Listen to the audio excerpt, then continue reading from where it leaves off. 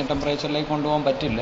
നമുക്ക് കുറേ ടെമ്പറേച്ചർ നോക്കിയിട്ട് ഇതിൻ്റെ എല്ലാം ആവറേജ് റേറ്റ് ചേഞ്ച് കണ്ടുപിടിക്കുന്നു. അതായത് രണ്ട് റീഡിങ്സ് തമ്മിലുള്ള ഡിഫറൻസ് എടുക്കുന്നു. ആ ഡിഫറൻസിൻ്റെ സം എന്നിട്ട് അതിനെ എന്ത് ചെയ്യുന്നു, ടോട്ടൽ റീഡിങ് കൊണ്ട് ഡിവൈഡ് ചെയ്യുന്നു. അപ്പോൾ നമുക്ക് ആവറേജ് റേറ്റ് ചേഞ്ച് കിട്ടി. ഈ ആവറേജ് റേറ്റ് ചേഞ്ച് കണ്ടു കഴിഞ്ഞാൽ നമുക്ക് കറക്റ്റ് റൈസിങ് ടെമ്പറേച്ചർ കണ്ടുപിടിക്കണം. അതിന് മുമ്പ് കൂളിംഗ് കറക്ഷൻ നമ്മൾ ആദ്യം എടുക്കണം. Cooling correction N/DT2. ഈ വാല്യൂ, ഈ ആവറേജ് റൈസിങ് ടെമ്പറേച്ചറാണ് DT2 എന്ന് പറയുന്ന വാല്യൂ കൊണ്ട് നമ്മൾ കണ്ടുപിടിക്കുന്നത്. എന്നിട്ട് കറക്റ്റ് റൈസിങ് ടെമ്പറേച്ചർ എന്ന് പറയുന്ന TC എന്ന് പറയുന്നത് നമുക്ക് N/DT2 ആണ്. ഇത് കൂളിംഗ് കറക്ഷൻ. ഇനി എന്നിട്ട് അടുത്ത corrected rising temperature. Corrected rising temperature എന്ന് പറയുന്ന TC, അതായത് cooling correction, plus Tn minus T0, അതായത് പ്രിലിമിനറി ചീഫ് പീരീഡിലെ ടെമ്പറേച്ചർ മൈനസ് പ്രിലിമിനറി പീരീഡിലെ ടെമ്പറേച്ചർ, പ്ലസ് പിന്നെ തെർമോമീറ്റർ കറക്ഷൻ, തെർമോമീറ്ററിൻ്റെ ആക്യുറസി 0.01. ഇത് ഇത്രയും കൂടി എടുക്കുമ്പോൾ കറക്റ്റഡ് റൈസിങ് ടെമ്പറേച്ചർ കിട്ടി. കറക്റ്റഡ് റൈസിങ് ടെമ്പറേച്ചർ കിട്ടിയാൽ നമുക്ക് ടോട്ടൽ ഹീറ്റ് കണ്ടുപിടിക്കും. ടോട്ടൽ ഹീറ്റ് എന്ന് പറയുന്ന that is the mass of the fuel into heat developed in benzoic acid.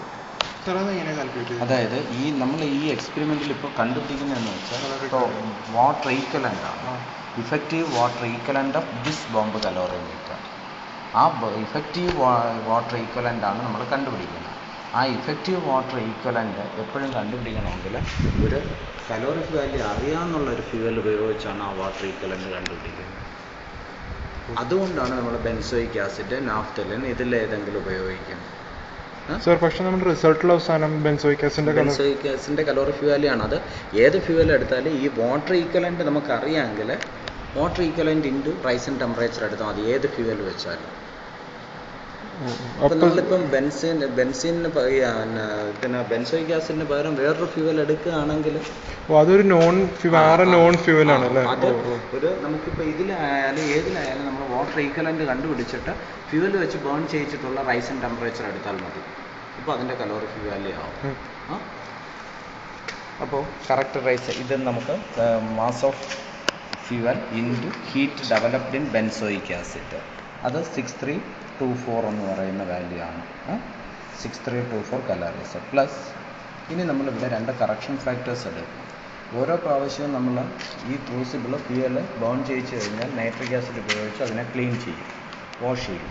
അപ്പോൾ നൈട്രിക് ആസിഡ് എന്തെങ്കിലും അവിടെ ഇരിക്കുകയാണെങ്കിൽ അതും കൂടി ഇതിനോടൊപ്പം ബേൺ ആവും. അതിൻ്റെ ഒരു കറക്ഷനായിട്ട് ഒരു 10 കലോറീസ് നമ്മൾ അവിടെ കൺസിഡർ ചെയ്യും. പിന്നെ ഈ നിക്രോം വയറിനോടൊപ്പം കോട്ടൺ ത്രെഡ് കൂടി എടുത്തിട്ടുണ്ട്. അത് ഇഗ്നൈറ്റ് ചെയ്യുന്നതുകൊണ്ടുള്ള ആ ഇഗ്നീഷൻ കറക്ഷൻ, അത് 20 കലോറി. അതുകൂടി കൺസിഡർ ചെയ്താണ് ടോട്ടൽ ഹീറ്റ് കിട്ടുന്നത്. ഇനി എന്നിട്ട് ടോട്ടൽ വാട്ടർ ഈക്വലൻ്റ് എടുക്കും.